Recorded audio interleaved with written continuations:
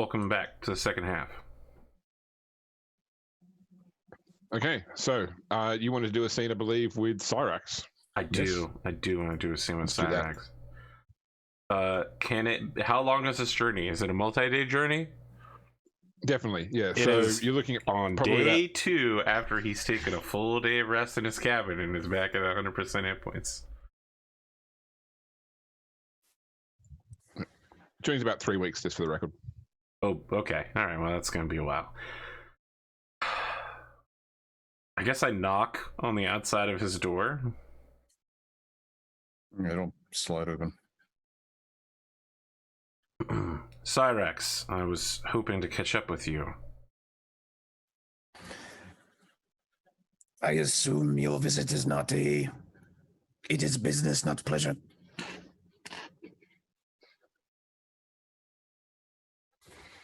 Everything I do is business. Then do go on. I'm a mercenary. It's nice when they overlap, however.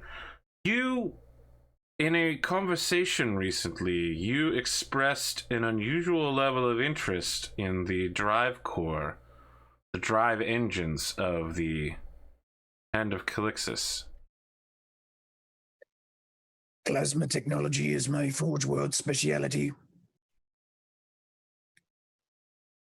Yes, I'll buy that, but this was suspicious. It was so suspicious you told us it was suspicious out of character, which is why I'm here. Suspiciously. I don't even actually remember what I said. It was there, it happened, and I made a note of it. I'm trying to remember what I said. I don't even... I think it's just implying that there was a definite unhealthy, well, not an unhealthy interest, but a strong interest in the plasma drive. Yes. Conspicuous. It was very conspicuous. I just heard from the GM. He said conspicuous, so let's go with that. Why do you believe it's conspicuous? Well, you said something like it was really conspicuous, so that's why. I don't remember what I said. I don't know why it's conspicuous. I understand that this is your area of speciality, but everyone on this crew, except maybe Garth, I don't know if he's trying to trick me. Everyone on this crew so far seems to have their own motivations. They hail to their own personal factions and have their own little well, Riani hasn't been too bad so far, but on the other hand, my only interactions with her have been terrorizing her for my own amusement. Yeah. So he'll stop. He's probably, I don't know, tinkering with something. I don't know, trying to make a double-barreled shotgun out of 2 pump-action shotguns or something. Isn't that tech heresy what you're doing over there? He doesn't even acknowledge it. He just keeps doing whatever. He's messing with stuff. Well, I will make it abundantly clear. My loyalties lie to the Omnissiah first, the Adeptus Mechanicus second, and the Captain third. Let there be no illusions. The Captain is well aware of my loyalties and how this works. Well, what the Captain is aware of and what I need to be aware of are 2 different things. I'll let you also be aware of it. It is of no secret.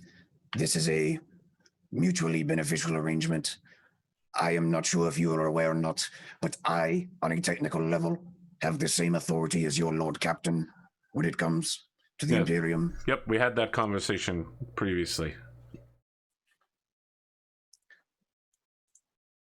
As long as the Captain's pursuits and my pursuits align, there will be no problem. But I will, in every single instance, pursue the goals of the Adeptus Mechanicus first. I mean, so look, Nero normally when he threatens people, he's like, I'm big, mean, and scary, and I'm gonna murder you. In this case, he looks kind of sad, and he says, as long as you're aware that actions that you take against the Captain will resolve in your bullet-ridden death. As long as you keep that in mind. I understand that you must follow your own goals in the name of the Imperium, of course. But try not to stray too far. I understand that this crew is extremely good at justifying their behavior. So try to find a way to justify an alliance between the Lord Captain and your other priorities. I like you, Cyrax, and you have been, how shall I put this? Not worthless on the battlefield. And you seem to be a seasoned warrior. So I would hate to kill you. As I would hate to disassemble you. Although you would probably make a fine gun platform. We just have to remove that. Have you considered cybernetic augmentation and servo slavery? Some of those things that you said, I have considered. Other of those things that you said will result in your disassembly. It would not be the first time. I assure you, it will be slightly more permanent in this case. Thinks back to being mostly eviscerated by Tyranids. It's like, perhaps not. Let me ask you a question. and his little mycodendrites are gonna like kind of steeple themselves in front. Like his arms are over here, but his little mycodendrites are steepling themselves. Much in the way that you keep asking our humble astropath which way he would like to die, should you fall on the battlefield. What weapon would you like your corpse to be equipped with? There's a very distinct possibility I might turn you into a gun servitor. I was really hoping, based on a recent conversation, that I would be accepted as a martyred saint and that my remains would be, you know, kept in some sort of holy reliquary for people to travel to a pilgrimage world and kind of touch my box and be like, oh yes, that is Nero, a man so loyal he couldn't die. Yes, yes, Nero, the great saint. Now look, I'm saying it's a possibility. That could happen. Now, if I, for some reason, die and I am not a saint, I will think about what gun platform I would like equipped to me. But, you know, I'm really partial to any sort of modular weapon that can use multiple types of ammunition. I've heard about this organ grinder ammunition. I thought it was a myth, but then I found out the Inquisition was real. So maybe something like that, or, you know, like missile launchers. It's gonna write down assault cannon. Is there a way to turn my body into a titan afterwards? I feel like I would be really good at stepping on the enemies in the Imperium. Don't let the College of Titanica hear you say that. You might end up squished. I have nothing but the greatest level of respect for them, so I don't know why they would do that. If I talk to my weapon, can it tell me its name? I have a habit of talking to my machine spirits, but they've never talked back. It requires a certain... I'm trying to think of the word. Can one learn this power? No. Should have just said not from a Jedi. Not from a pick servitor. No. Okay. All right. Well, Nero's just gonna look down at his holstered hellgun and say, sorry about that. I'm not going to stop talking to them, but I will stop asking them what their name is. Generally, the operator gives them their original name. Oh, wait, so you're saying I can just make up a name for them? Are you its first master? I don't know, I'm going to turn and look at James, who's standing in a hood in the room. Just be like, am I the first master of these weapons? It's up to you. I mean, yeah, you know, like it's not like a tank or something that, you know, can be have existed for thousands of years. I mean, but personal weapons are created and destroyed. Let's say the Hellgun's new, the heavy bolt is old. Okay. Suppose that I need to name you then. All right. Well, this was a wonderful conversation. I need to go work out with Oswald now. Enters asking the tech priest what the fuck he's on about. Leaves still just equally confused. So a short while later, Cyrax, you hear like there's a sort of the naval whistle, and then a voice over the Vox says, Engineer Cyrax, you are required in Engineering Tertius Bay Gamma. Right, I'll send an acknowledgement pulse. And then just go. Acknowledgement pulse. Oh, yeah. No, I mean, my it's a God. thing. It's a thing. All right, so you head down to the ship. It takes you a while to get down there. You enter this chamber, which is one of the sort of the perfunctory chambers required to maintain the plasma core of this ship. Basically, it's only attended by tech priests when there is something actually going on. And when you first enter the room, there's just a standard servitor, which is working away at one of the conduit systems here. You don't see anybody else in the room. Right.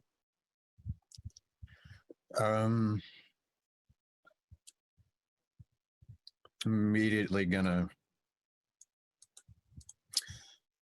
be on the lookout. Okay. I've been around long enough. Once you step through the sort of threshold, the bulkhead behind you closes, and you sort of hear the mechanical lock of the bulkhead ceiling. All right. Is there a console or anything nearby? There's all over the place. Call for Nero to bust through that door and save you. This whole place is full of buttons and switches and gauges. Oh yeah. I mean, I'll meander about, either waiting or looking for who the hell tried to call me here or called me here. Okay. The servitor looks up from its task and it turns to face you. Yep. And it's sort of, so it doesn't speak so much as a voice is broadcast from a speaker on the servitor. Yeah. Yep. You are Engineer Cyrax Lex. Just do a quick look around. Apparently so. Who might I be having the pleasure of speaking with? You may call me Ozcan, the Alchemist. I have installed a measure of my personality upon this crude construct in order to communicate with you. Can I see the side of its head? Can I see if it has a surprisingly large cranial implant of some sort? No, for it the seems to be cogitating? just looking at it from without pulling it apart, which I'm sure you'll do at some later point. You can't make any sort of any substantial changes to its frame. Look, Cyrax, much like myself, if you leave him in a room alone with something, you're gonna come back and find it disassembled. Okay? I was that kid. You are en route to a system that your people call Regina. There is an artifact on this system, on the third planet of this system, so the fourth planet of the system, that is of particular import to my people, and that is extremely dangerous to your people. I wish to broker a trade with someone who understands technology. You have my interest. Do continue.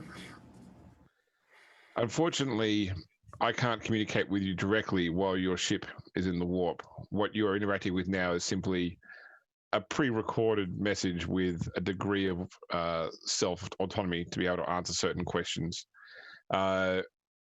Once the ship leaves the warp, if this machine is still functioning, it will transmit to me that its still functioning status indicates your acceptance of the terms. If you don't like what we discuss, feel free to destroy this construct, and I'll know that's your decision. I might steal this servitor. This might happen. I should be upfront that you are not dealing with another human. I am of a race ancient by your standards, and our civilization left behind some technologies on the fourth planet of the Regina system. It will take us some time to reach the system. When we arrive, we hoped to be unopposed in claiming it. So my hope is that understanding how dangerous this thing is, you will be willing to remove any other humans from the planet to clear the way for our ships to recover the technology. This is something that can possibly be put into place. What are you offering as trade for this technology? This is where you have me at something of a loss. I'm not really sure what things it is your people would desire.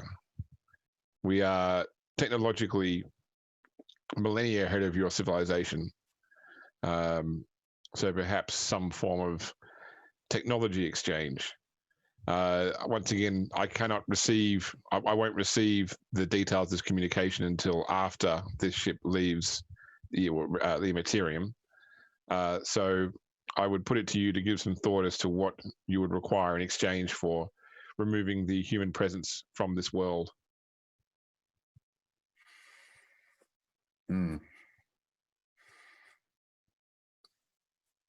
Definitely something to think about. Very well. Well, this. I was just start pondering, thinking. Yep. I will leave this construct to go about its standard duties. It functions within this area of the ship, so if you wish to speak further, feel free to seek it out. Acknowledged. And the server sort of goes slack for a moment and then goes back to working on the console it's working on. I want to hijack this servitor. Okay, no. Or at least bring it with me. Necrons. Treason the Infinite shows up with his museum collection. You were talking about that earlier, how he has the head of Sebastian Thor in his collection, which is funny. Okay, so I mean, the server will act as normally in state. So if you want instructed to follow you, it will follow you. It recognizes your authority as a member of the machine cult. Yeah, I am a Magus. Yeah, no, I'm gonna bring it with me, and then I'm going to contact the captain. Which captain? There's two captains on the ship. Our captain. No, James. There's Captain. Only one captain. I guess there's two Lord Captains too. There's Pierre. Contact Pierre, because I'm gonna call him Pierre because I can do that because we're of equal authority. Swinging my big robo dicker in. All right, so Pierre, you're contacted by Cyrax. Yeah, I'll let's see. I'll meet him in that room that we had the conversation earlier. Like, the ready room, the ready room off the bridge. Yeah, because I know it's a secure room, and I'm gonna bring a servitor with me. Okay. I guess I'll go. Man, this is the first time Cyrax has ever contacted you, like, directly. Yeah, this is a private communication. Like, I usually just broadcast over Vox to whoever's listening because I don't give a shit. But this is and I'm bringing the servitor with us or with me. So you guys find yourself in the room with this servitor, which is sort of like it's just standing dumb, waiting for an instruction, given that a tech priest has seconded it. I have received a most interesting communication, Captain. Pierre. Servitor, replay your secondary programming. I essentially want to try to initiate this conversation again. I know it's pre-recorded. Right. No, it sort of stands a bit straighter. Engines here. What further assistance can I be of? Who is this other human? This is the Lord Captain, who will be in charge of the overall operation. He is in my confidence, and I would like for you to repeat to him what you told me, as it is of vital importance. He seems very organic to be in a position of authority. As unfortunate as that may be, I might be able to convince him later to replace his fleshy bits with that of silica and steel. But you have my word, he is in my confidence. So please tell him what you have told me. Very well. I am Ozcan the Alchemist.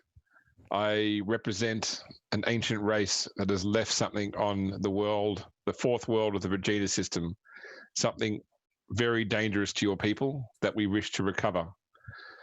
We simply wish to broker an agreement by which humans will be removed from the system so that our fleet can come and collect our lost technology. What is it that you left behind? What word would you use for it in your low Gothic? I know High Laboratory. Gothic too, so that Sorry, what was the word? What was it? Laboratory. Oh, laboratory. Okay. laboratory. And what is your race of people? It is not known to your people, so to name it would give you no further information. Yeah, man, you we were call around it? before you dudes. You would know about us. What do you call yourselves then? It sort of like spits out a. Well, sorry. So it's actually what it says is our kind does not use oratory communication. Mm. Then what sort of communication do you use? Telepathic, I would assume. No, data. Mm. Could you explain it to Cyrax here? Then maybe he might be able to decipher. His systems are far too primitive, as is the systems in this vessel, to be able to communicate using our language. Man, it's a really good thing I'm interested in this thing. I would smash this fucker. How dare you? You're talking mad shit for a dude in Power Axe range. But he's not at Power Axe range. No, he's definitely in Power Axe. Well, He's I mean, in being disassembled range. The servitor isn't this guy. I know. This is an innocent servitor, guys. But when he says primitive, you see Cyrax twitch a second, but he maintains his What is this laboratory that you have? Is it you're just wanting technology within it? They want us to remove the human population from the planet so that they might recover whatever it is. And they have offered some unknown compensation to provide this service. I am good. As reticent as I am to even consider working with the Xenos, if it would allow the Adeptus Mechanicus to recover some long lost technology from a previous age, it is well within my purview to facilitate this transaction. And as part of your assistance for that, I'm sure I can arrange some compensation for you from the Adeptus Mechanicus. Perhaps I should explain a little better. I am almost unique in my kind in my decision to reach out and communicate with you to this end. A fleet is coming to collect the technology regardless. I'm simply creating an opportunity where we can avoid unnecessary conflict. I would believe that the others of my kind encountering humans on the world would undoubtedly seek to remove them through other means before collecting our technology. Other means? You mean eradication? Kill? Right. Like vermin before the flame. Can I at least know a location so that way if I cannot get them all off planet, that I may perhaps get them out of the way of where you are wanting to collect your technology? Unfortunately, the location on the world is not exactly known to us. The data we have is extremely old. At the time of your contact, is this program? Does this program have the capability to reveal a time frame in which this needs to be accomplished? Our fleet is should be within your system in 5 of your Earth months, Terran months.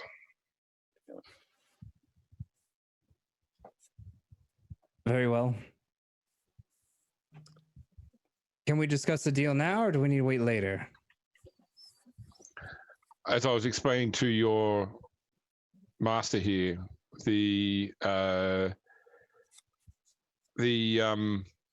this construct is not communicating to me directly. It's simply a pre-recorded intelligence. If you want to think about what you would accept, what things you would seek, as you say, access to any of your own lost technology, I'm sure that we would have some of that in our archives. If this servitor still functions or if this construct still functions at the time this travel is finished, then it will be communicated back to me directly. Very well. When we are out of the warp and can communicate further or directly, I would like to have a little bit more of a conversation than what we can with this.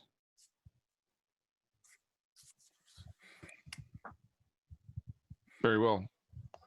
And the servitor sort of goes slack again. I'm keeping it. I could surmise so. I could use an adjutant. Yes, before you make sure to wait before you tinker with it very much. Oh, I intend to let it communicate and send its signal fully. But as part of my operating policy, I felt that you should know, as this can be mutually beneficial to both of us. Yes, I feel that this can be a situation where we can acquire crew and some sort of profit as well. My exact train of thought. Glad we could see eye to eye, or eye to bionic, as it were. Needless to say, I would like to keep this between us for the time being. Yes. We'll reveal the information should it become relevant. Yes. Very well then. So it begins. The Oh, yeah, heresy, the keeping of secrets, cold trading, xenotechnology. It's a long path from here to Nero killing everybody, but this is the first step. I have a license. I have a license to do this. It's like a license to kill. It's a license to fuck with stuff. Well, I've got to find a way to direct your attitude away from my NPCs, Arthur, towards the PCs. So That's how he's doing. He's planting seeds of chaos. It's like when he threatened Cyrax with dissonance, it's like wouldn't be the first time. But it will be the last time. I do have a question. I don't know if Pierre would know this, but would Pierre know what sort of operations was going on Regina 4? Or is that as where far as it's just an agri-world. It's an agricultural colony. Okay. I population's mean, only we couple definitely thousand. know that that's the same world that the cruiser is on that his mom has been harvesting archaeotech from, right? That's correct. Yeah. So yeah. let me. What I'll do actually is I'm just gonna. I know we haven't reached it yet, but I'm just gonna put your Roll20 page onto the Regina system information page, just so you can sort of see that. Well, we'd have this information anyway, right? Yeah. I mean, this is just standard. That's what I also thought. Yeah, well, it's like, I mean, this is just standard planetary information you could pull up on like a nav computer or something. Yeah, so there's about 4 million people on Regina 4, which is predominantly a native population, native like a pre, so an Lost colony sort of thing. lost colony basically, but it's they're like at like a Bronze Age at best of technology. Whereas there is a colony on this. There's an agri-world colony on the. There are about 2,000 imperial settlers. That's also on Regina 4? Yep. Okay. And Regina 4 is the planet you're in orbit of before. Yep. Definitely thinking we can manufacture something to give these people a reason to leave. Leave on what? That'd be the question. I don't understand why is murdering this fleet by calling in favors and not a thing where never mind. I'm not part of this discussion. Well, we haven't gotten to that point yet. I mean, we got Can't Silver call any Skulls want to step up. We got Inquisition, other rogue traders. Maybe we could just be like, yo, Mr. Orc, we found some really old ass aliens and think they're better than you. Why do you get What? Just tell them there's some serious DACA on that planet. I mean, I'm just thinking like, okay, well, we rescued What's the full size crew that a Hand of Calixis could hold potentially? It's like 35,000, was it? All right, that's yeah, no, it's not enough. I don't think. Well, that's what I'm saying. We might have to manufacture something. But I mean, if we get the proper Imperial whatever. Like, I don't give a shit about the fucking native population. They're not my problem. If we can get some crew, because we're not going to, I doubt we're going to be able to get 4 million people off a planet. It's just not going to happen. So if we get like the valuable ones, right, and then we get the ship, I don't give a fuck what happens to the rest of them. 25,500 is the crew of the Hand of Calixis. Yeah. So, I mean, it comes down to priorities, but we don't have like a way to like, we can't cyclonic torpedo this fucking thing or virus bomb. As great as that would be, we don't have that capability. So I want to at least communicate with these beings since there's 5 months, essentially. I've seen Independence Day, okay? You're going to put your hand up on some glass. There's going to be some weird misty fog. And in the end, Nero is going to have to fly an F-16 into the mothership. I know how this goes. I've seen this movie. I saw the remake of the movie. We don't talk about it. There was only one, okay? There's only one. I agree. There was only one Spider-Man movie before the new Spider-Man movies. There's only, 3 Indiana Jones films? 3, 2, whatever. Knowing that raises some theories. Yeah, but as soon as we so we have this conversation, I know we just whatever, but yeah. Nero's gonna request a dinner discussion with Charlotte Bell Armelin. Like is it everybody or just him and Charlotte Bell? Private. Okay.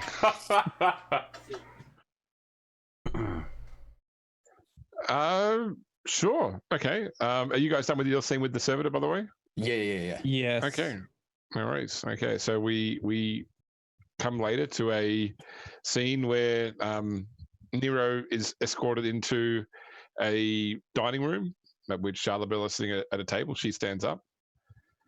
I mean, like there's a mild cutaway scene with Garth in his quarters popping the cork out of a bottle of wine and just peace at last.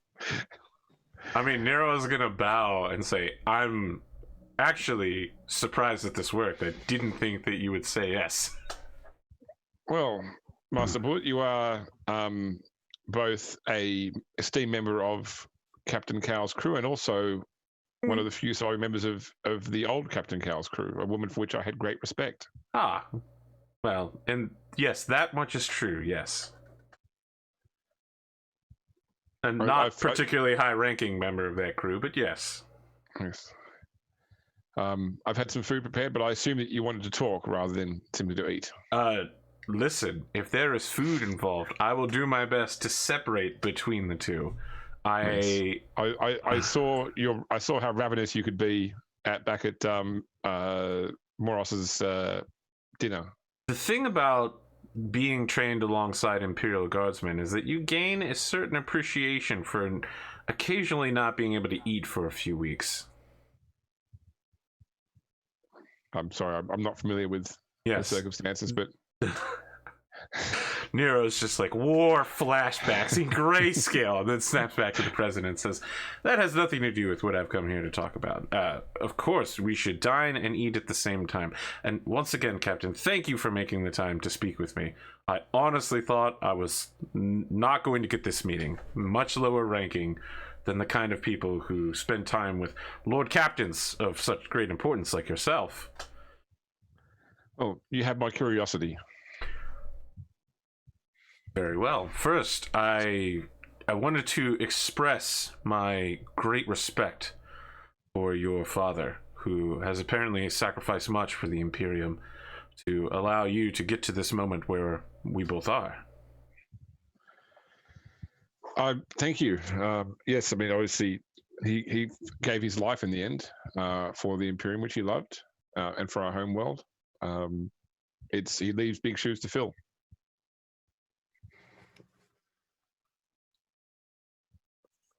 How familiar are you with the Ordo Famulus? I know of them. They're an element of the ecclesiarchy. They are involved in assisting noble families I had an autofamulous tutor as a child. But you don't have one currently attached to you and following you around? No. Okay. Well, we do. This sounds like it's a problem. Well,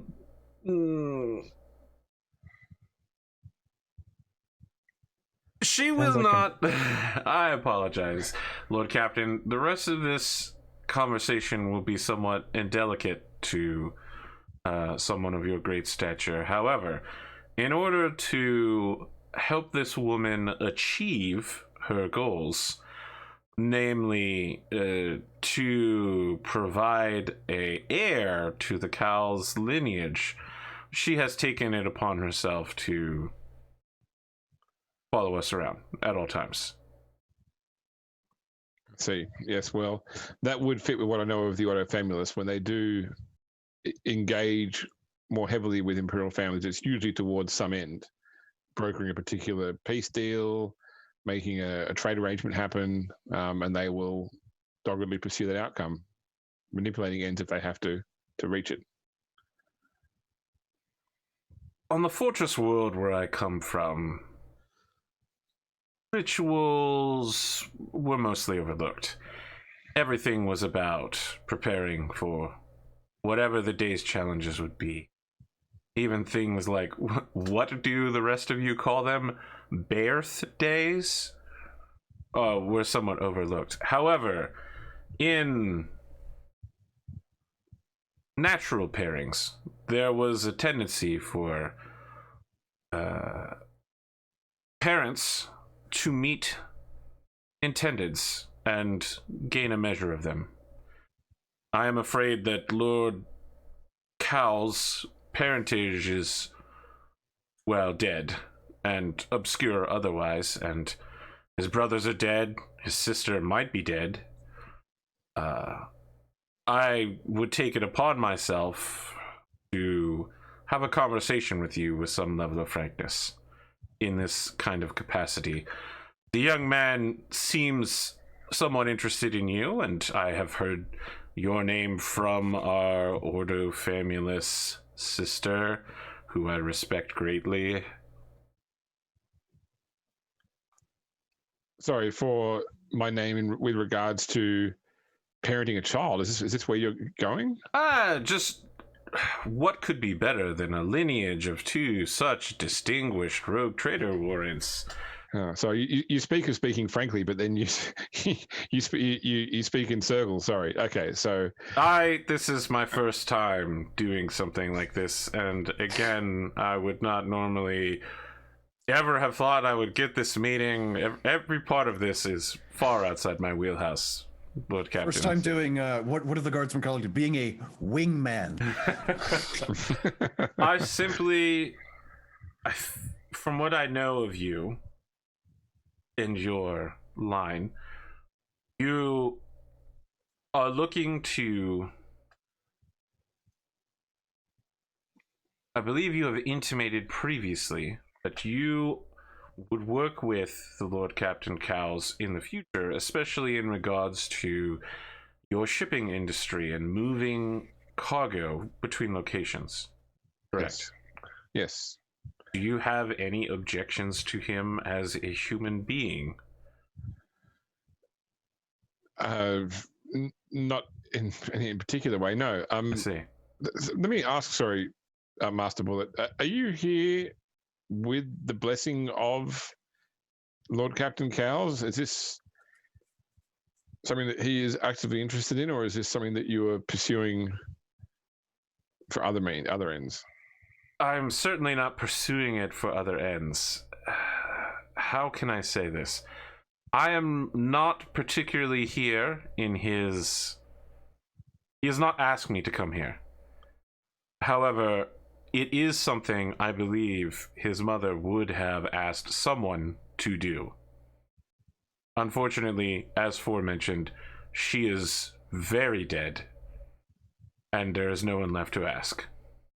Okay. So I'm going to save you a lot of hassle here, by the way, and just explain a couple of things. I appreciate that. This is certainly something that could be discussed, could be negotiated, could be agreed on over a number of different provisions. How romantic. Yep, that process takes some time. There's some information has to be exchanged first. Some negotiation has to be done. The difficulty particularly comes from the fact that we are both the warrant holders of our lines.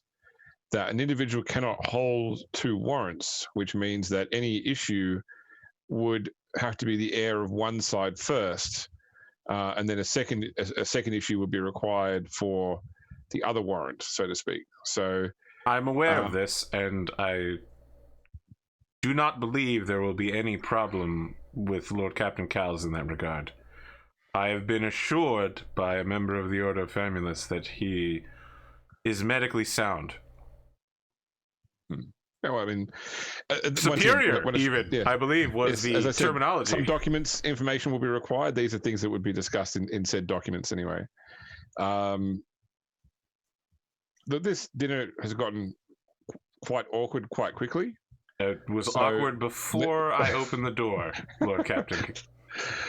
Let me simply say that I will consider what you have said. I may approach Lord Captain Cowles for direct conversation. If it would make you feel better, I won't bring up that you brought it up to me.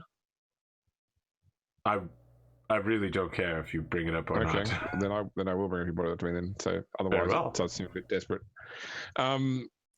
Yes. Otherwise, I suggest that we put this aside and enjoy our meal. Yes, I have several other topics of conversation prepared. Oh, well, please. I've been working on my comedy routine material, and I wanted to run a few things by you.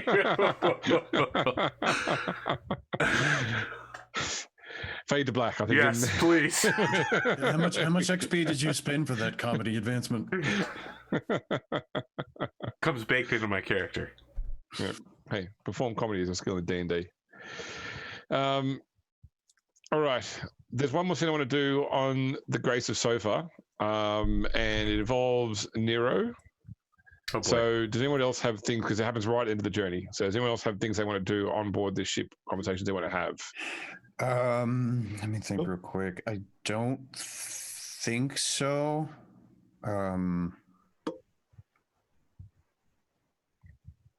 No, I can't think of anything. And somebody else thinks of something.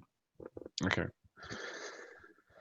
So, Nero, you're only a day or so out from reaching Regina.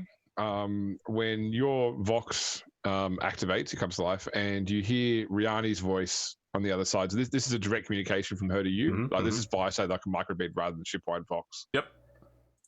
Nero, quick, come. I need your help in my chambers, please. All right. I want to be 100% clear. Nero is... I doubt that he's wearing armor inside the ship at all times, but he's never without his weapons. So I assume that whatever K-pop idol shit he's watching, he doesn't even turn it off. He just throws the remote, and then just magically appearing in his hand is the heavy bolter, and he's stormtrooper charging. He's just like... Okay. He's like, I believe your quarters are 2 or 3 hours away. I'll be there as soon as I can. You've all been put up in the same area this ship, you know. Garth, could you also give me a +20 omniscience check? Yeah, that I will. I like to imagine at some point, Nero he's bolting down this hallway. Somehow Cyrax's door's open. There's just welding sparks. It's just like welding lights coming from that room. It's like, what the fuck is he doing in there? Very like Tony Stark in the beginning of Iron Man. Just like... 2 degrees of success. So at the same time, you're in your room enjoying your solitude and your wine. When you pick up like a sudden sense of warp energy from a few rooms down from the room you're staying in, I immediately sound an alarm. Yeah, I mean, Nero's probably running, screaming, "All hands, general quarters." Okay. So okay, like I'm on comms shouting it, and I'm sending out, like, reaching out to everyone with my mind, like, that we've got warp fuckery afoot. Here's the location. Get here now. Okay, no worries. Are you going to the saucer as well, or are you coordinating yeah. efforts from your room? Okay, no worries. I mean, as soon as you open the door, Nero is charging past, Yeah. probably Yes. wearing a T-shirt of some sort of like again K-pop band. Just going past with the heavy bolter, screaming "Jumbo quarters." So you both find yourselves in front of Riani's door.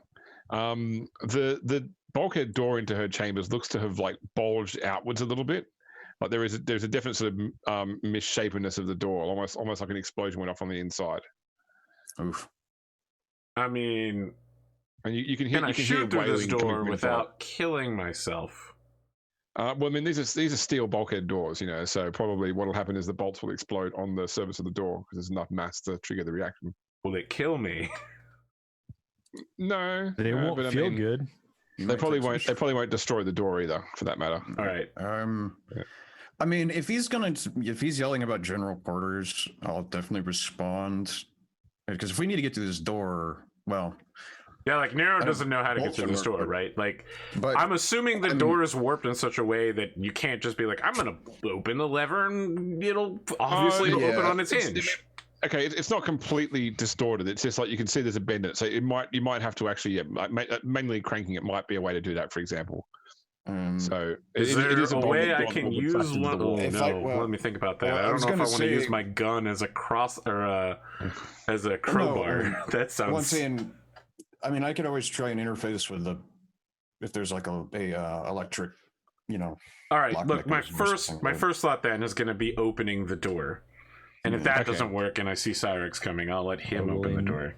I've also got a Aiden plasma endeavor gun, as so we well. can maybe melt through this fucker. Well, give me a plus 20 strength check. Okay. I would like to motivate him. Is that with my aid? The plus 20? If you want to aid as well, then he can give you another plus 10 as well. So Okay, plus 10. so it's Nero, 20, 10, and 10 again. I have Yep. the utmost faith that you'll be able to get this door open. So you're plus 40 now overall. If you've got Pierre shouting at you as well to open the door. 6 degrees of success. How's that? Okay, no Like, worries. Yep. I look, whoa, 6 degrees of success. Did I roll a what? I You rolled a don't know. 20. No, I forgot my skill's just that high now. Yeah, I'm gonna look shocked at Pierre in the process. I'm gonna like yank the door open really easily, sweep the heavy bolter in, and just leap inside and be like, Ronnie! Okay, all right.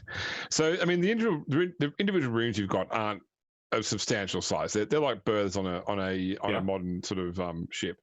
So probably maybe 10 by 15 feet type room. Riani's room is in a state of disarray, and it looks like the walls in here have started to like run like wax.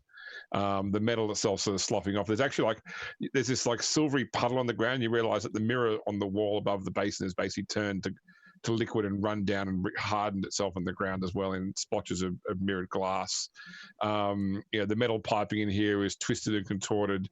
And Riani's bed is sort of thrown over to one side, and she's lying on the ground she's on her knees, her face planted to the ground, like her hands covering her face, crying. There's like a couple of small objects in here actually burning as well. There's little small spot fires around the room as well. You're not sure what happened in here, but it looks like warp fuckery was involved. I mean, my immediate thought is to move to her, use one arm to pick her up and get her behind me, and then move everybody else out of the room and close the door. Yeah. Is there anything that's going to stop me from doing that? Is there any kind of danger in here that I can sense? The melting glass and the fire? Yeah, I mean, That's After Effects. Don't be After Effects. Special effects, man. CGI. Garth, you could give me a Forbidden Law warp at plus 10 roll if you like. No, I don't know if I could help. Do you have Forbidden Law warp?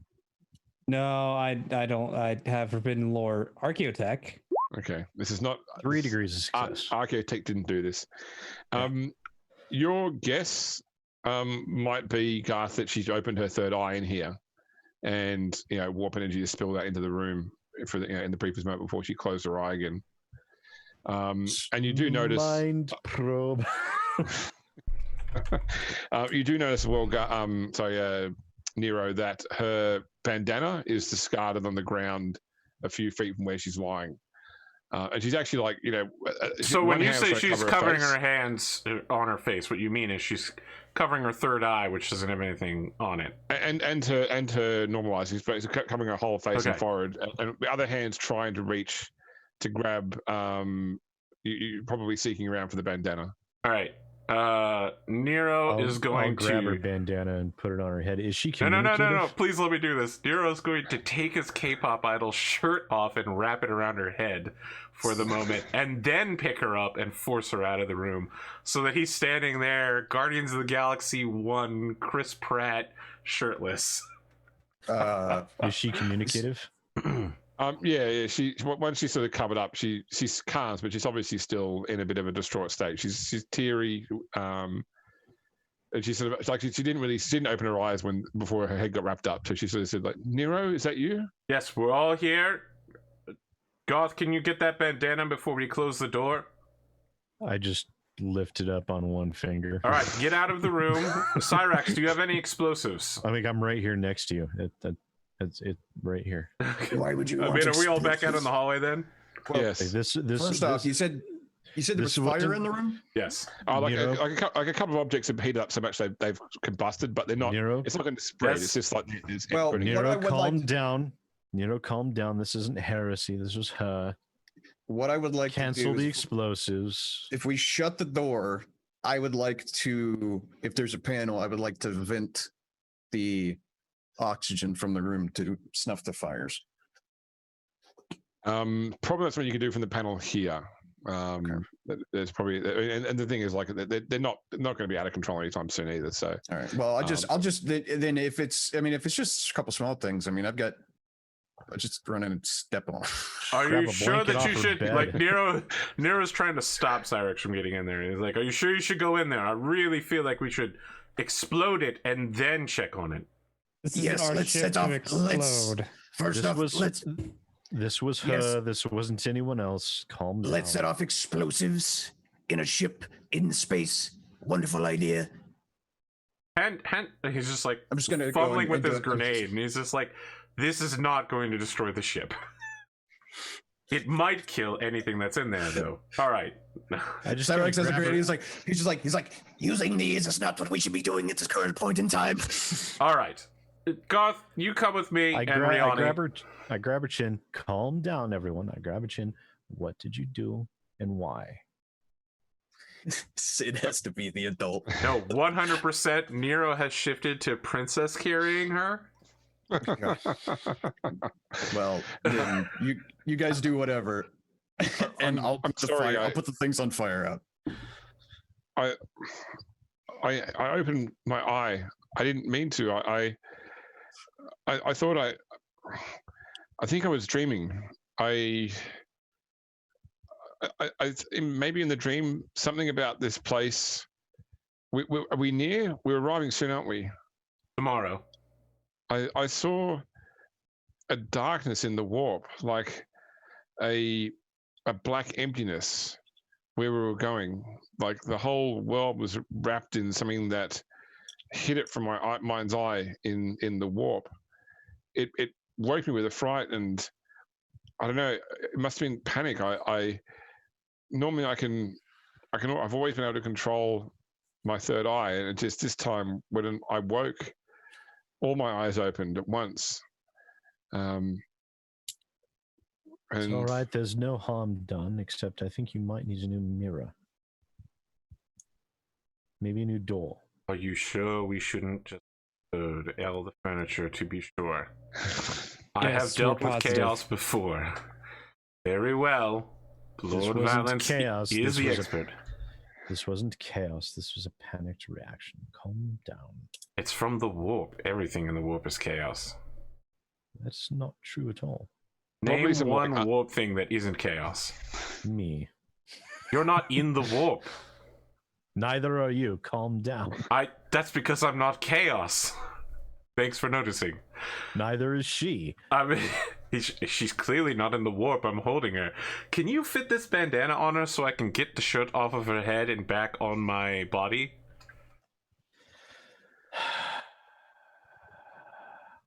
I help transplant the shirt for the bandana.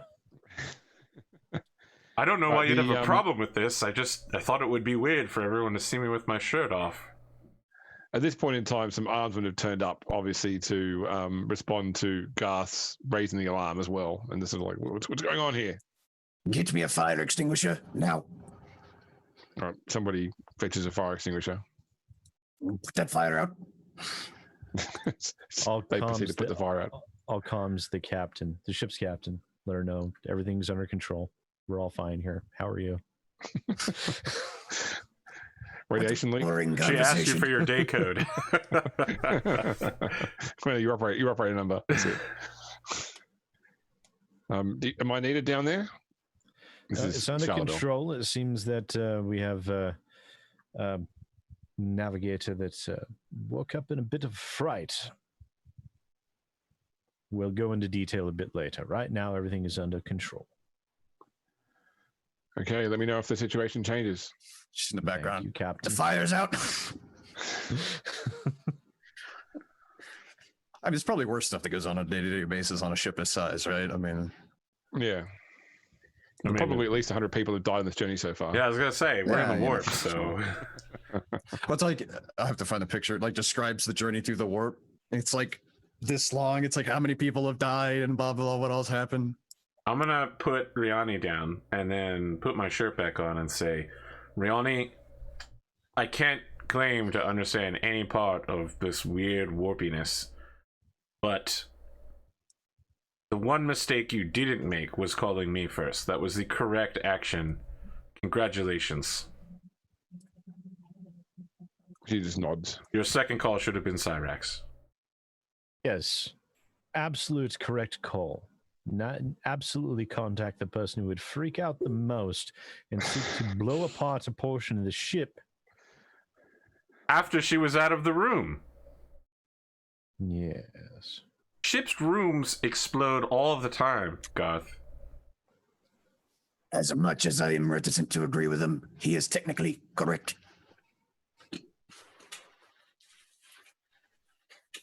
You Nero panic. goes, the warp! There's no I think need he to puts a panic. hand on Riani's head and then just leaves. So yeah, so one of the Arsmen will suggest she go see a Medicaid just to make sure that she's actually okay, which will probably do that while they sort out a new room for her. I'm gonna lower myself down in front of Yanni. Says, would you object if I open myself to you? I need to see what you saw. Okay, I hope that it doesn't cause, well, not like you have a third eye that will open, but hopefully it doesn't traumatize you like it did me. All right, I'll mind probe her with her knowledge. Okay, she's not resisting. She's opening us up, so I'm not going to require a roll here. Basically, yeah. So you can sort of,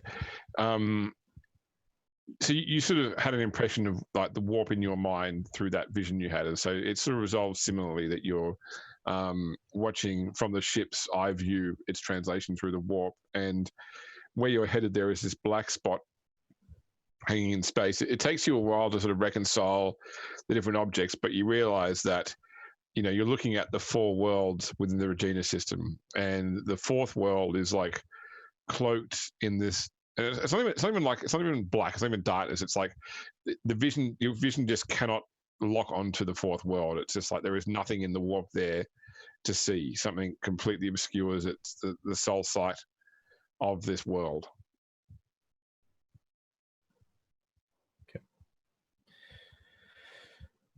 Captain, I do believe we will be walking into a bit of trouble. I highly suspected that. And I'll explain in as accurate a detail as I can what I saw.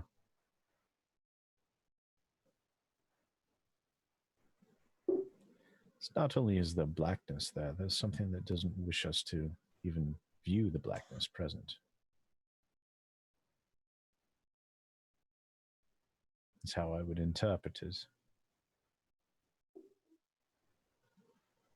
And it's just to the fort, the Regina 4? Yeah, indeed.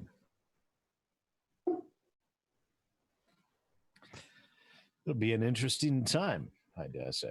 Do you think something's perhaps in blocking, I would say, the warp? Or maybe by seeing it? If that is the matter of things, then I would be very frightened indeed.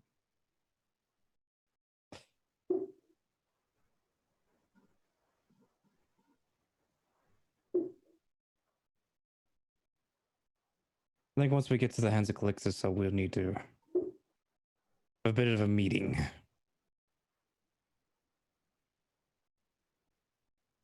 There's going to be many things that we discuss. Well, if it's one thing that Nero's gotten us all accustomed to, it's meetings. Don't say my name. Yes. As he opens his door, you just hear pure K-pop audio garbage. Sleemo. Oh, nothing. I was it's not just Sleemo. talking about warp fuckery. I don't know why I would think my name would come out of that, but okay. And he closes the door to his quarters again.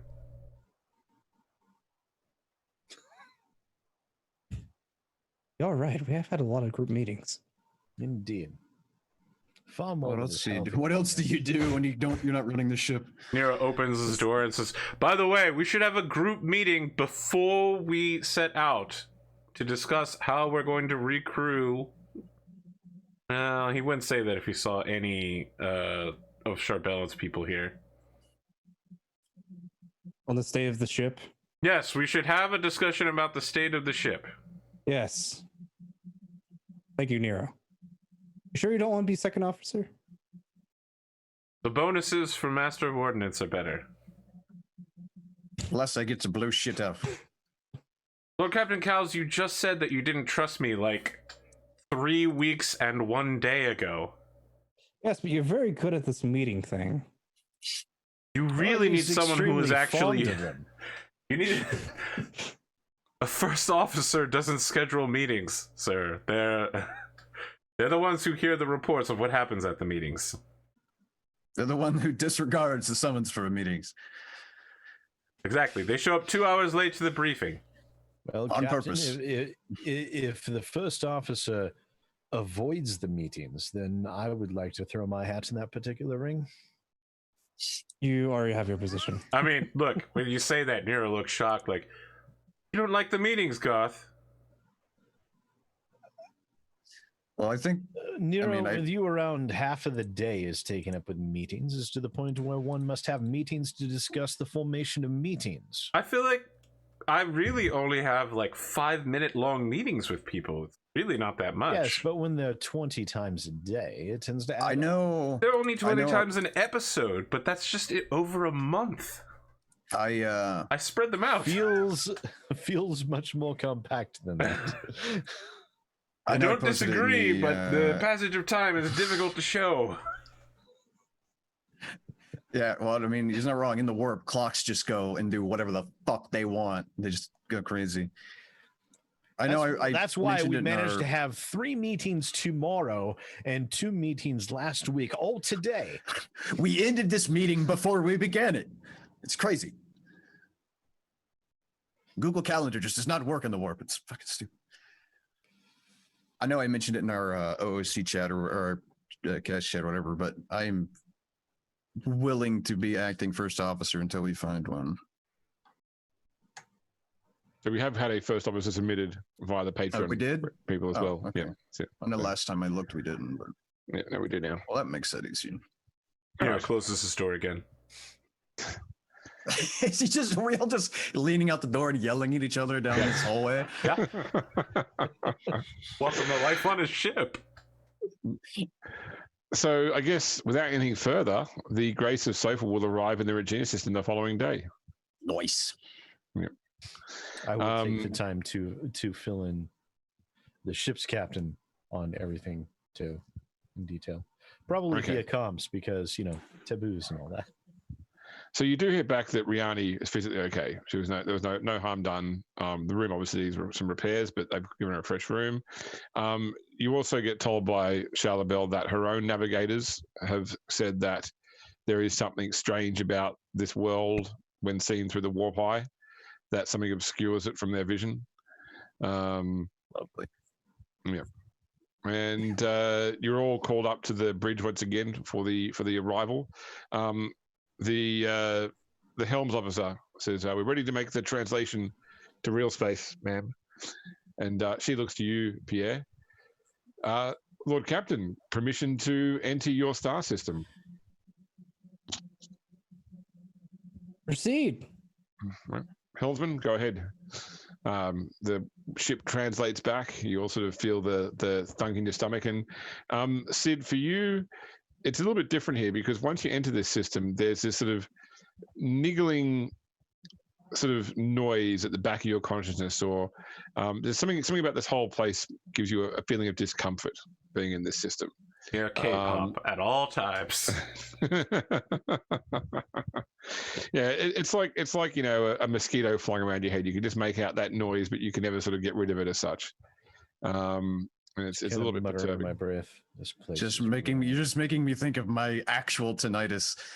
It's just that ringing. It's always there. It's just how loud it is. Where it is. Garth, what was that you were muttering over there? I didn't quite catch that. Said this place is wrong. I feel that about a lot of places. Yes, but you are paranoid. I'm So when also I say right. something is wrong, there's something. Master of Etherics, what have you got?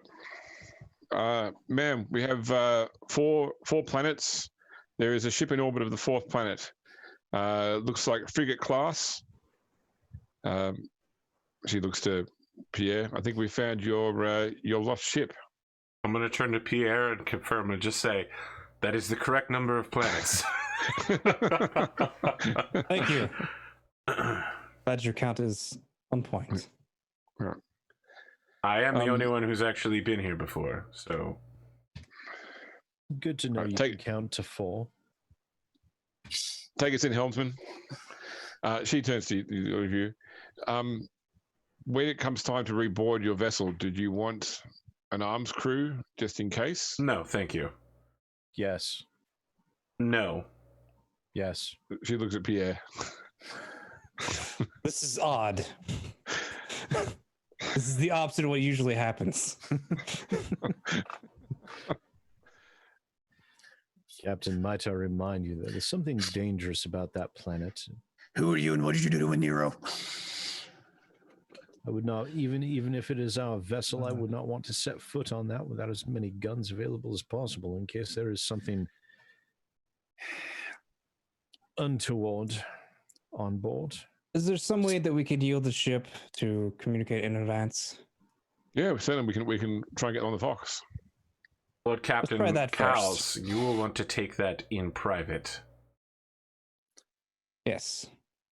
Standard operation would be to put the ship at little stations and be prepared for anything that might occur. Better safe than sorry, as they say. I have a high degree of confidence in the armsmen of the Hand of Calixis.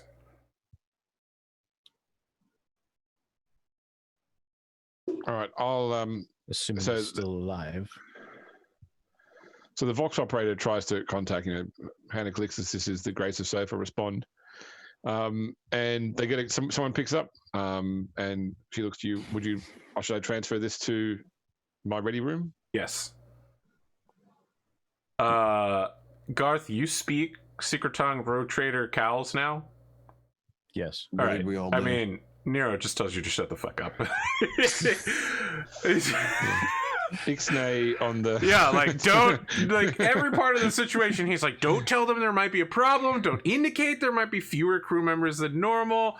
Like he's having a full conversation with you, like this woman can steal the ship if she wants to. Do not give her any opportunity. She doesn't need to know shit about us. And then he turns back to Lord Captain Cowles and says, please Yawn. to the ready room, Lord Captain. And then he's going to withdraw from a bag a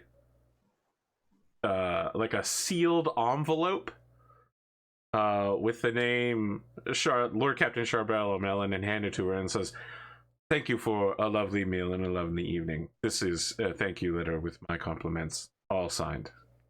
Had a dinner with Charlotte Bell? Yes. Interesting. I live an interesting life. Must have been I another one of do say those so. meetings. So this person on the Vox is waiting for a response. Yes. We go into the ready room.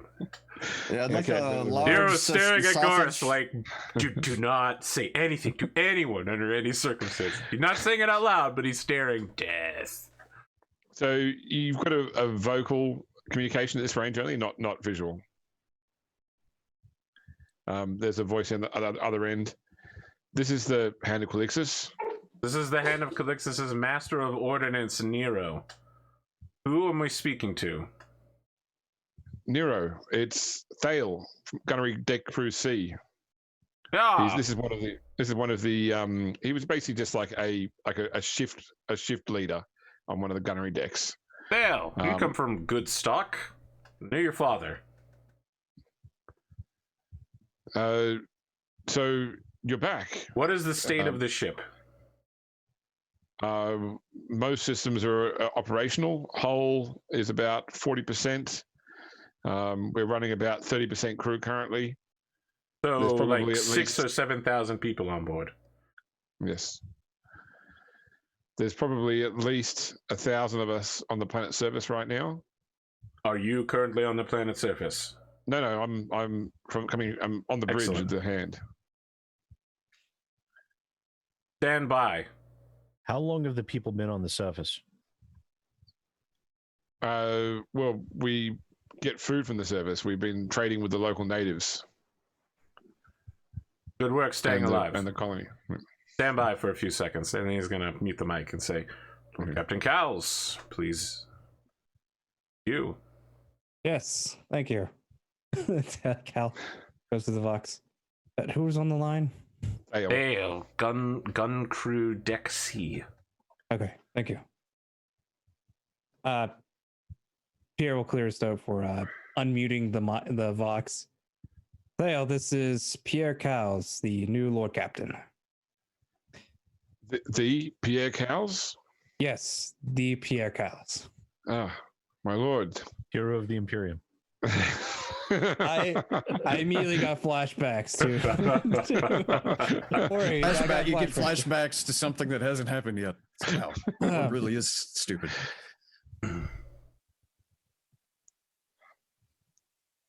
I shall be arriving on the ship shortly. Shall I pass the word around the decks that you're Yes. returning? Yes, please. Very well, Lord Captain. Yes, Lord Captain. Yes. Right. There's like, you can already hear him like, sitting away from the box going, shouting at people, the Lord Captain's back. No, this her son.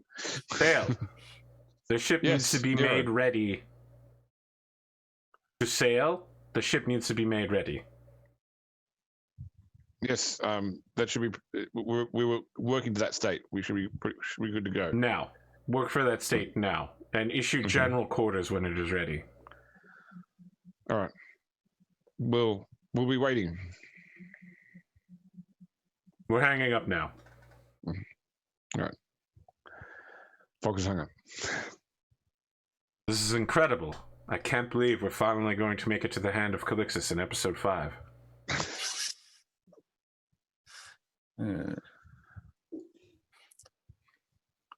So just to clarify in terms of game stats, the hull is at 18 of 28. The crew is at 30%. Morale is at 65%. Is that a good morale? That's more than half, so I guess that's, Yeah, that's right. sounds decent. Yeah. Considering everything else is It's shit. not mutinous. It's on the edge. Yeah, there's only a 35% chance of mutiny. Oh, yeah, lovely. Garth, I apologize for That's- earlier, but as you can see, the crew complement is not nearly that matching this ship. At least 34% more than I'd like. Lord Captain, you would like to have a 1% chance of mutiny? I'd rather have 0, but I'll take 1 more than 34. But That that's is the besides correct point. answer. Well, should we get ready to board your ship, Lord Captain? Yes. let Charlotte Bell know that we would like to transport over? Well, we don't there, need... there are transport shuttles on their hands, so you could either have the Yes. someone from the hand collect you, okay. or have her Yes. crew drop you off. I would much rather do that. Yes. And that is Yes. why we're not bringing their crew over with us. All right, so you start gathering things. Charlotte Bell will approach you before you leave. I probably can't stay on station for too long. I can make sure I stay long enough to know that your ship is ready to move and translate. But other than that, I'd probably like to get out of here. I have other businesses to get onto. I completely understand. I do appreciate that you have spent your valuable time just getting me to here. Please, I Well- do look forward to working with you in the future, though. Yes, hopefully that remains currency for something else. As I said, I have 2 transport ships I would like to make use of, if possible. Indeed. Yep.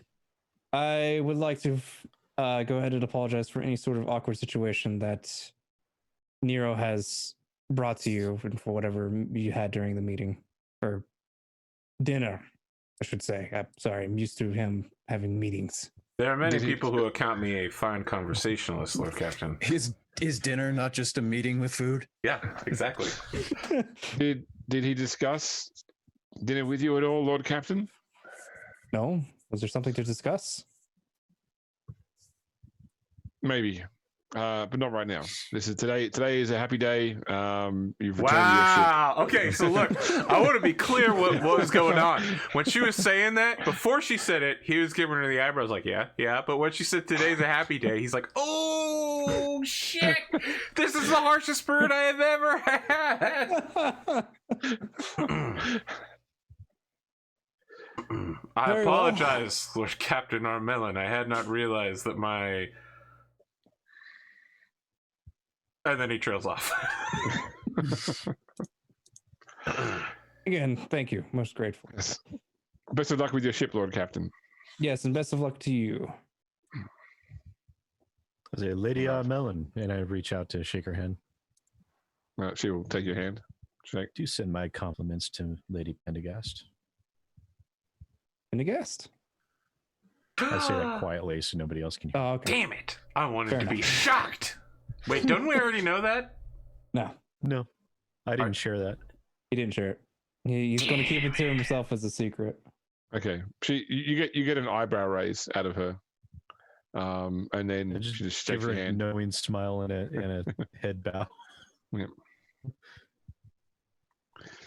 All right. Shortly after, you receive word that your shuttle is docked in the bay of the Grace of Sofa. Board the shuttle. Okay. Man. So you've been on the ship once before in your life probably, but you know it coming in it, you can see that it's in. I wouldn't say it's in a bad way. It's not in a great way. So certainly parts of the outer hull have been stripped. So there are compartments of the ship which would be exposed to vacuum now, but they are not parts of the crucial for operation. You know, there might be some hab levels which have been cleared out and people have been moved to other accommodations elsewhere. But there's also been repair work done. So the ship itself does look ready to fly, and the augurs would tell you that the plasma drive is lit, the warp drive is active, the void shields are up.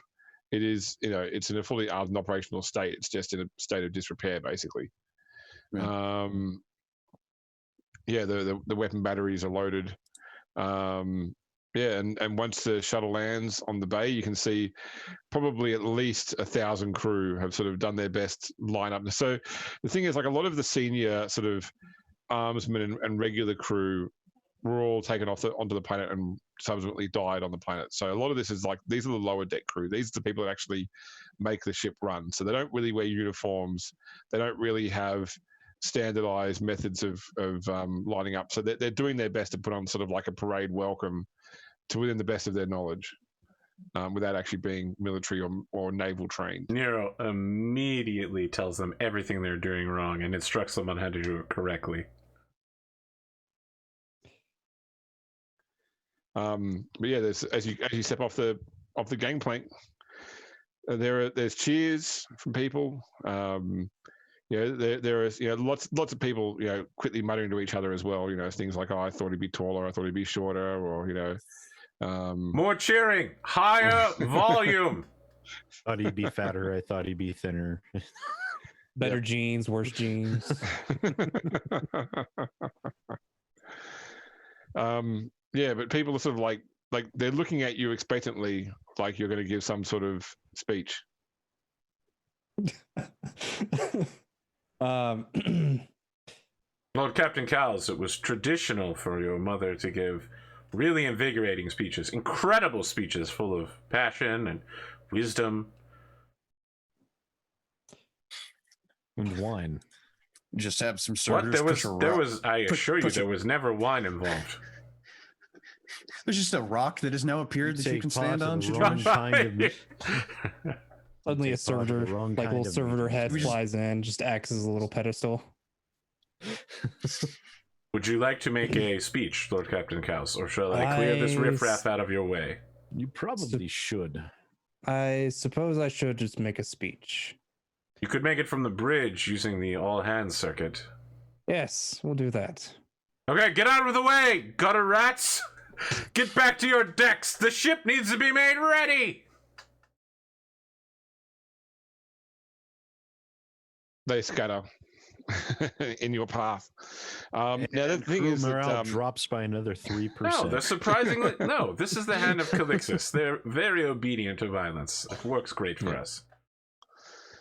so you get the impression probably that a number of the to function at 30% crew, some of the clankin would have come up from the lower decks to run some of the key systems on the upper decks as such. So the ship lost its helmsman, it lost its master of the Vox, it lost its master of etherics.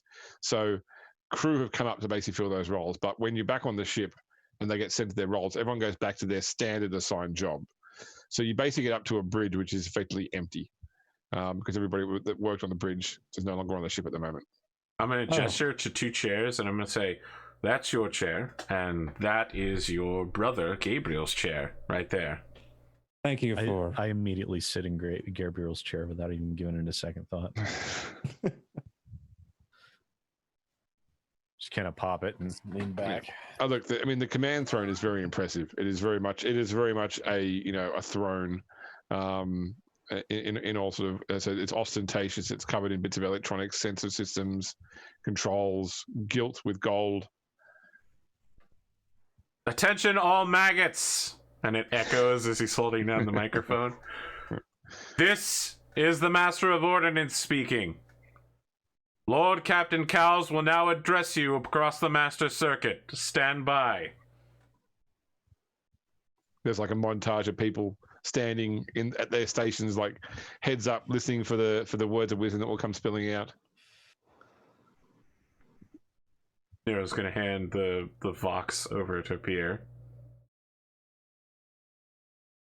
I think Pierre will take it and pause for a moment, keep the effect going, keep the suspense just long enough to make sure everybody has their attention. Today is the start of a new chapter. Today, we bring back the legend that will soon be the Hand of Calixis.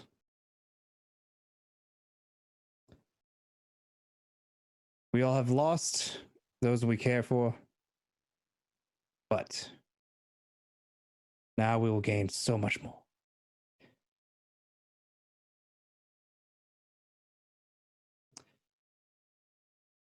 Today, we prepare for the grand journey ahead.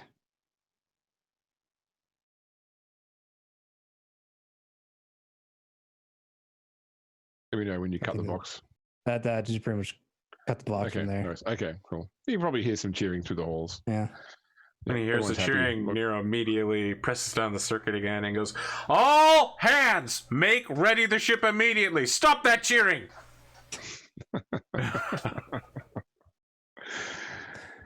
All right. Yeah, Nero, you could give them at least a few moments of jubilance. The fact that the ship is not ready to move is an embarrassment. The Lord Captain has returned. Give them a moment. The door of the bridge opens up, and you see. So you recognise Thale. So for the rest of you, this guy is just dressed in sort of not even arms and robes, basically just like a ship's tunic, covered in grease and gun oil. He's got a sort of closely shaved black stubble in his hair. Lots of sort of burn scars on his face as well, and on his hands. But you know, he has like an air of experience about him. He probably looks to be in his late 40s, early 50s. And he approaches. Lord Captain, I'm Thal. We spoke on the Vox before. Yes. May I approach? Yes. Proceed. All right. We're organising to get the remainder of the crew up from the planet as we speak. The ship is ready to make sail straight away. The drives are all set. You just need to choose crew to man these stations from the lower decks until we can get a.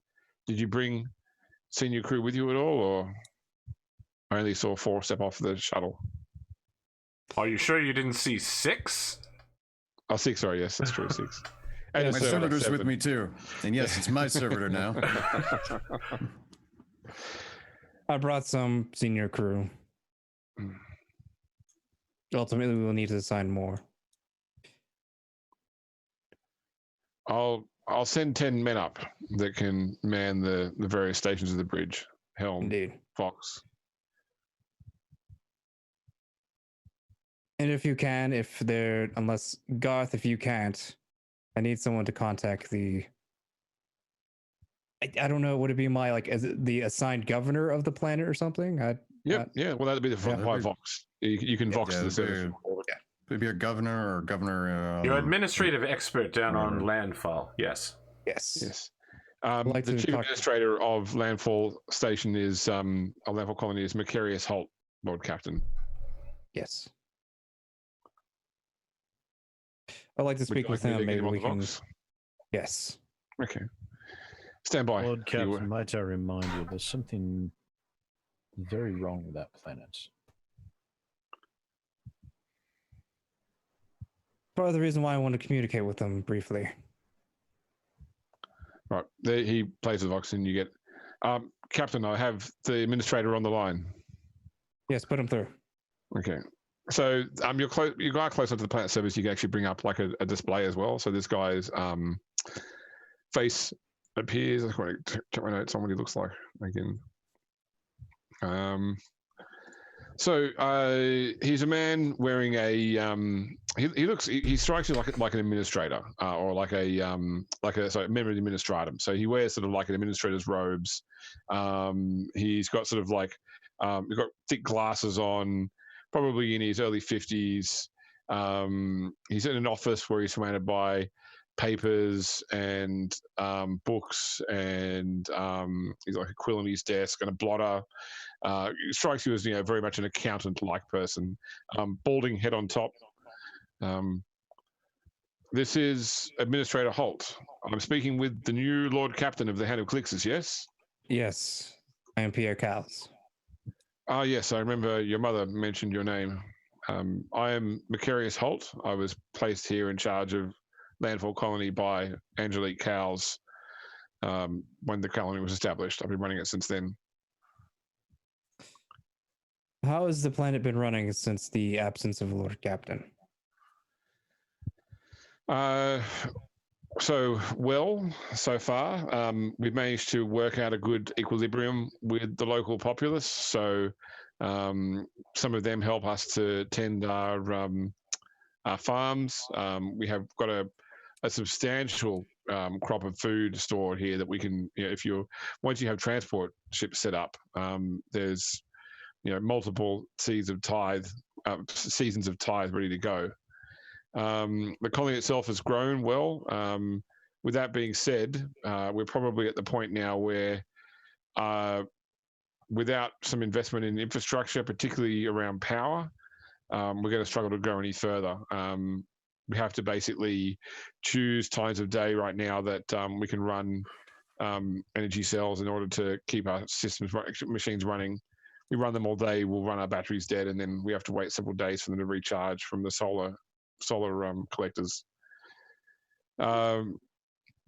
We've been trading as well with the ship, make sure they've had enough food in order to function, and some of them were also heading to the wreck to return some of the material that Angelique Cowles brought down in order to repair the Hand of Calixis, but no one's been going to the wreck for some time. Indeed.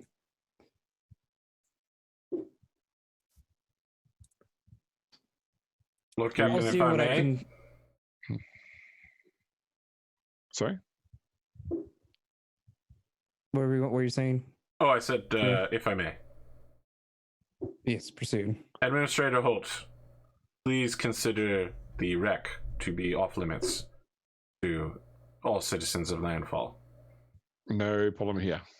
Can you prepare a tithe of clankin to help restaff the ship? Yes. We've only got about 4,000 in the colony, so we can't spare a lot without limiting our without basically reducing our size. Of course, just your best and brightest and any Patreon characters that might be hanging around. Patreon? What? Don't worry about it, Lord Captain. It's part of the It's secret. It's the high hand- Gothic for patron. It's just it's weird. Will you be coming to the surface, Lord Captain? I don't think yet. Well, I think we will, just not right this exact moment. Yes, probably the next episode, maybe. Very well. We eagerly await your arrival. It's we're obviously very sorry about your tragic loss as well. Thank you. I remain here if you require my assistance. That's good to know. Nero's going to cut the transmission. Yeah, It's so awkward. Yeah. What is this wreck? It's the cruiser that was wrecked that my mother was investigating and trying to repair. Yes. How do I say this? Lord Captain Cowles, I am afraid I must summon you and the Master of Whispers aboard the ship for a meeting at your earliest convenience. Nero's saying it like he wants to go to the meeting, but he knows that everyone here is going to make fun of him because of the meeting. Oh, what a surprise. A meeting. Very well. Meetings are important to good discipline and order. Yes. Captain, if you do not require my services as one of your... I wouldn't say first officers. I mean, I guess I'm first rate, because I'm one of the three, I guess. Because it's first officer, engineer prime, and what's the other one? High factotum. High factotum. Yeah, Yeah, whatever. they're the rank 2 ones. Yep. Straight off the top of my head. Yes, Don't worry about it, Cyrax, y'all. if you could please go through and inspect the systems, what needs possibly repaired or fixed. will be Relatively. Nero turns to look at him and he's like, "You'll get that report in about 2 years, Lord Captain. He'll be done with the basic diagnostics by then." I just need to know if this ship is able to make warp to footfall. So they've already got that report ready for you. The ship itself, it's going to be slow. It's going to have problems, but it's going to make it there. It is everything required works. Yeah, the way I understand it is all of the crucial systems are fine. We're just running on a skeleton crew, and there are some empty spaces that are open to the void, but nothing critical is damaged or in disrepair. This is normal. Secondly, Do we know what caused all the damage to the ship? His mother started disassembling shit to fix the cruiser. Right. yep. Secondly, Garth, I believe Garth, if you can send a message or if we can have someone arrange something to where we can have either the plates, the cruiser plates used to armor to what was supposed to be for the cruiser down below, maybe have them exchanged or sold to purchase frigate plates for the Hand of Calixis. Lord Captain, another note. Yes. You just blinked and rolled your eyes, Lord Captain. Sorry, I didn't mean to do that to you. What is your note? If you were listening, Macarius Holt, the administrator of Landfall, indicated that he had several tithes ready for moving agricultural material off the planet. Yes. We should probably collect He those gestures before we out the depart it. front windshield towards Charlebelle's ship. Yes, I was going to get to that. Next episode, probably. Very well, Lord Captain, as long as you're on top of it. Yes. I don't have anything else to add. I'm going to go sit over here in my gunner's seat. Whenever you're ready, let's have that meeting. Then Yes, Nero goes and does his idle animations in the gunner's seat, checking calibrations. I'm All right, aware, Gareth, James, that I chill out. can't directly control all of the guns from this seat, but I'm probably checking in like, yo, what up? Who's on this channel? I imagine it's very much like battleships and stuff, where right, like the gunners in the turrets were not aiming the guns. The gun director was aiming the guns, so you're probably in charge of aiming them, choose the targets, that sort of thing. The gun crews are just loading, maintenance, all that shit, but you're still controlling them. That's or good, because controlling I'm really good at firing. shooting. I'm definitely making all the gun turrets like wiggle up and down, left and right, making You sure know, they you all gotta make work. sure everything can move. Yeah, of course. I'm already in the background yelling at several tech adepts to get their shit together, but it's all in binary, but you can hear it. James, I would like to make sure that servitor, since it fulfills its prime directive and sends its signal out. Okay, no worries. And then he disassembles it and eats it. I'm gonna keep He'll it. gain its power. I'm gonna keep it. I might remove its arm and replace it with a bolter, though. But So, where Sorry. would I be sending this astropathic message about the materials to fix the Hand of Calixis?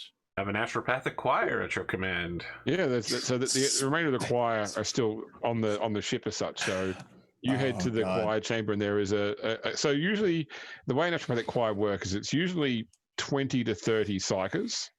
It will have a choir master who is basically running it. There'll be probably a collection of 3 or 4 of the psychers who are more skilled psychers who are sort of like the second in command to the choir master telepathica, and the remainder of the psychers are pretty much almost lobotomized people chained to their stations who pretty much just add their psychic energy to the communication that the masters are sending out as such.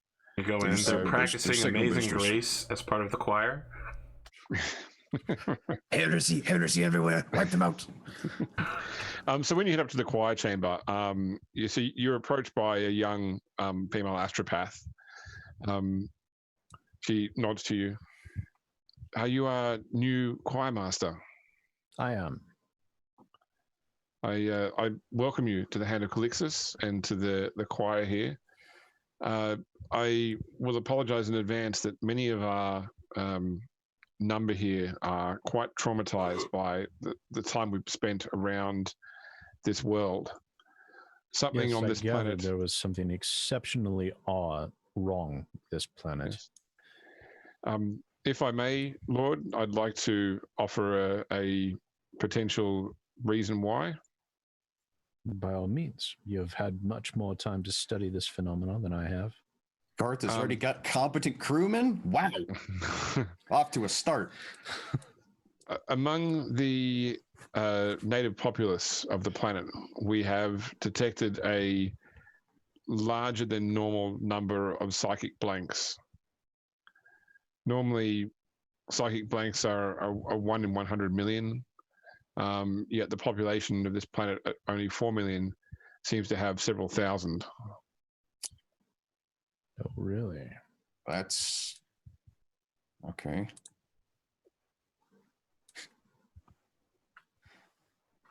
So these blanks are essentially, for all intents and purposes, creating a nullification zone. That or whatever's creating the nullification zone increases the chances of these blanks being born. I don't understand the genetics behind the pariah gene. It's not anything I've ever been educated on.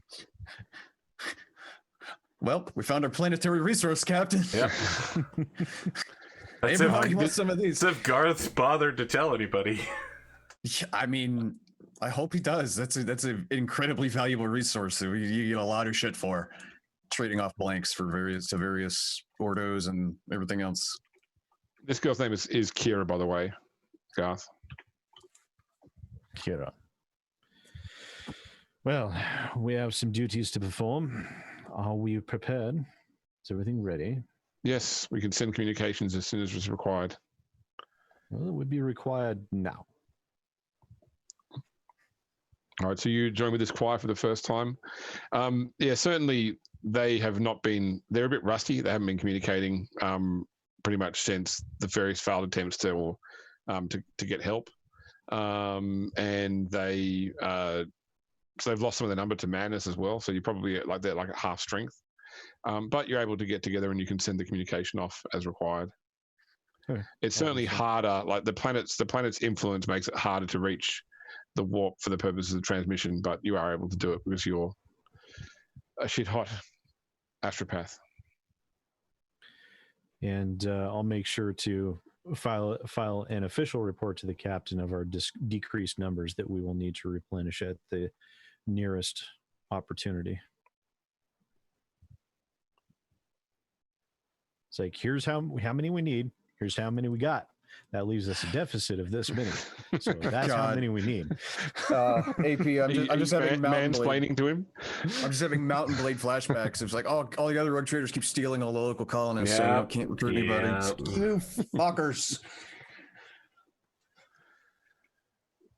All right. Well, I think that probably only 8 minutes. Yeah, maybe we finish it off there. I haven't got a cliffhanger today, I'm afraid. So I mean, can't the cliffhanger be us entering a briefing room with the Master of Whispers, going, "Yes, ooh, that's a good idea.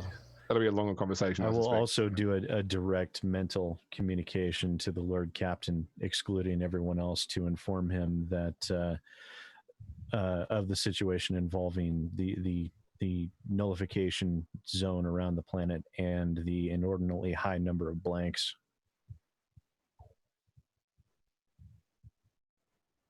You explain to him that they're worth a lot of money. He might be worth. It's like at the end of the end of the mental communication, it's just a string of dollar signs. Yes, I know that they're worth money. Please stop sending those. It is weird and bothersome in my head. Just so you know, just so we're clear, and there's like 5 or 6 more. Lowers the font and doubles them up. Just starts saying. All right, yeah. So we end off then with the Master of Whispers, who is a Patreon created character, going with with Pierre and Nero into one of the secure briefing rooms. What's he look like? Tell us what he looks like before we go out. Okay, let's have a look. I'll get my description of him here. He's definitely born on this ship. He's so effectively the Master Whispers of this ship is a inherited position through a family line. So definitely classic Voidborn. So pale porcelain skin. His eyes have that trait where it's like a brown iris which is so dark it almost makes the iris look black through and through, especially in shipboard lighting. So very sort of dark eyes, probably thin, very short hair, and then wearing a naval coat which is not like the classic sort of coat of an officer, but more sort of like the facsimile of that would indicate his import among the lower decks, while still blending in with the sort of the more haphazard clothing of the lower deck crew. And this is Nokul Coral. I hope I pronounced that correctly for the person that wrote it. Well, that's canon now, so Yeah, get fucked. Let's do your outro, James. What you got? What you got for me? Yeah, I am James with Grimdark Podcast, a new episode of which went up just yesterday onto our webpage and iTunes, because we have gotten our hands on the new Wrath and Glory. We have broken it down cover to cover, gone through all the changes, and we'll be doing another show shortly where we are catching up with the producer of Wrath and Glory, Zach Dale Cutterbuck, from Cubicle 7 to talk about what's happening with the game and where it's at. They did also announce that they're working on some expansions and will be releasing a new adventure shortly for Wrath and Glory. So lots of stuff to start covering on the podcast again. It's good to get back into it, especially given I've got not much else to do except for play Final Fantasy VII. Zonala asks where you can catch the podcast. It is grimdarkpodcast.com. It's on iTunes. It's a voice, audio-only podcast, though, not a vodcast. I have a follow-up question. Okay. How much experience did we get? I'm going to give you 500 today because you have completed a major arc of reaching the Hand of Calixis. Nice. I thought the major arc was taking my shirt off. We've all been waiting for it to know what Nero looks like under that armor. Have we? Well, only those that can see the arc will know what Nero looks like.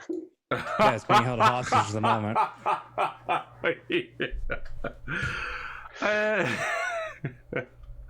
It's about as best I could describe it as being for held those hostage. at home, Nero has a weapons mount in the art because I thought it would be really easy to get 3 weeks ago, but we've consistently failed like 6 rolls in order to acquire it. So Well, it's like a 50-50 chance almost. Well, a little bit better. It's than more 50-50. than better than 50 chance. If what somebody are roll it. you know what the 7% odds better of throwing still. that many tails are? 43% times 6? I mean, It's it's not almost like I times was- 6. It's 43% to the 6th power. 6. It's almost like I was rolling the dice. No, I didn't roll. I think at one point I did roll 100 for it. You did. Yeah. I should have got that grapnel. Caused all the problems. Turns out a grapnel is more difficult to get a hold of than a force sword. Well, see, the thing is the tech priest has been intentionally keeping him from getting the grapnel because for some reason the tech priest knows that Captain's going to get himself killed using that 1 fucking in thing. 158. That's the odds of failing this many times in a row. It's fine. in 157 other timelines, Nero's got that mount. Never tell me the odds. All right. Thanks for that 500 XP, James. Now I just don't know how to spend it. Yeah. Well, we're not quite Characteristics rank really 2 like yet, so there's not much you can really spend it on. Yeah, attributes. You there's usually find plenty of stuff by to the spend. rank 1, you just bumping up attributes. Yeah, don't worry about it. I got plenty of stuff to spend XP on. Don't you worry. Do I need Captain. piloting? Is that the question I have? I don't know if I do or not. Here's a question: What could be total worthwhile getting. experience do we need before we get ranked 2? 7,000. You have to have spent 7,000. you have to have spent 7,000 total. Yeah. Correct. Oh, you have to have spent 7,000. Yeah. So you can't just you hold can't save it. experience. No. That's going to be weird Damn because I think we're all at different total spent XP. Correct. I'm at 6,000 total spend. I'm at 580, 5850. Wow, you need to spend some XP. I'm at 6,200. I'm at I've spent every drop, y'all. I still had 200 XP for I'm at saved. yeah, I've spent every bit I can too. So I'm considering not taking including- literacy. That's how. yeah, that's like the only thing I haven't bought yet. Like aside from advances for characteristics. I've got After I everything spend the else. 500, I'll be at 6350. But you guys are probably not including the 500. No, I have spent 6250 total, I believe. Man, what the hell have I done? I mean, between total spent and total on hand, I'm at 6,700 combined. Yeah, it should be 6,700 combined. Should be it. Yeah. Okay. Then So if you get through off next time, that somewhere. should put you just to the. You wouldn't be able to spend any rank 2 increases, but you'd be at rank 2 by the next session if you got to spend all your XP. I wonder why I'm behind then. I don't know. I know I had 50 left over from character creation. Do we have? I had like a. It's your 5,000 minus 350. So Figure it out. If you need me to audit your shit, I can make sure it's right. I can I mean, send you it, and then Yeah, you can feel free, but I do a I lot had of stuff with 50 Excel. I had 50 left over from character creation. Character creation. Yeah. okay, I'll just send you the thing at some point then, and you can look it over. So somebody's asking, I don't mean if you want to explain, James, how leveling up or ranking up works in the system. Yeah, okay. So Zonala, basically with the characters, they have with their career paths, they have 8 ranks in the career. And each rank has certain things you can buy. So certain skills you can increase, certain talents you can buy, attribute increases, that sort of thing. So by going up a rank, what you are doing is increasing the number of things you can put points into. So, for example, a Arch-Militant might be able to take things like the Guardian talent at rank 1, or things like Sound Constitution to increase their wounds. And then when they go to rank 2, they then open up additional talents they could buy. Or, for example, skills you can buy to have the skill. Then at a later rank, you can put it up to +10, then +20 eventually. So it's a gating mechanism. It simply makes it means so that characters can't go and focus on one thing with all their XP right at the start, like say Nero has with ballistic skill. Doesn't always work that way, but certainly it's designed to sort of make characters more holistic and not laser focused at the start. Hey, first off, Nero has other skills. I have 30 Medicaid now. But what James is talking about is in say Dark Heresy and then like Only War, you'd be able to take Nero and go even crazier by buying like all of the shooty talents, all of the whatever. Like the other FFG games don't have, I guess Deathwatch does, but the other ones don't have the rank gating mechanic that Rogue Trader does. So you would be able to make Nero just a fucking Terminator from the start, or I could make a tech priest. I could just go straight into like the flesh is weak and have a toughness of like, 25 or some shit. Yeah. Like, or you could make a tech priest with perform sing at +20 if you wanted to. Yeah, like you could you could do silly stuff just like right off the bat. It's just to gate people. That a skill you can take? It is. Miriam's got it. I feel like Nero should have an administration skill. All Adeptus Sororities get for meetings in parentheses. Haters. I don't get administration. It's not on my list. Command is. Oh, I'm actually training command. Oh, because I just bumped up my fellowship, my command just went up. Yep. But I get an automatic -5 to command. Yep. Whenever I'm not in a combat situation. You need forbidden law meetings. I like to imagine your problem forbidden law PowerPoint. I like to imagine that it's because he's always yelling. So people are just like, why is he yelling? In combat, it's fine because combat's loud, but normally it's like, what? We're all just talking. Why is he inside voice? Trained for war. Forged on the battlefield. Not in this briefing room. It's because he has ear damage, so like the headphones on, you talk louder than you normally would. It's like that thing where you want to hear yourself. I actually work with a person who has hearing damage from her service in the military, and so she speaks in an exceptionally loud voice. I do the same thing. So my mother told me I always know when your tinnitus is acting up because you talk way louder. Because I get that.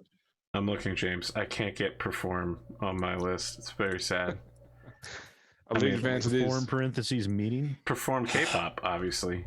I definitely plan on picking up Medicaid when we get there because I could get a +10 with a Medicaid Mechadendrite as well. It's cool. I can't get that. Have some morphine. So I've done my outro. Who else? Yeah. Pondo, what do you got?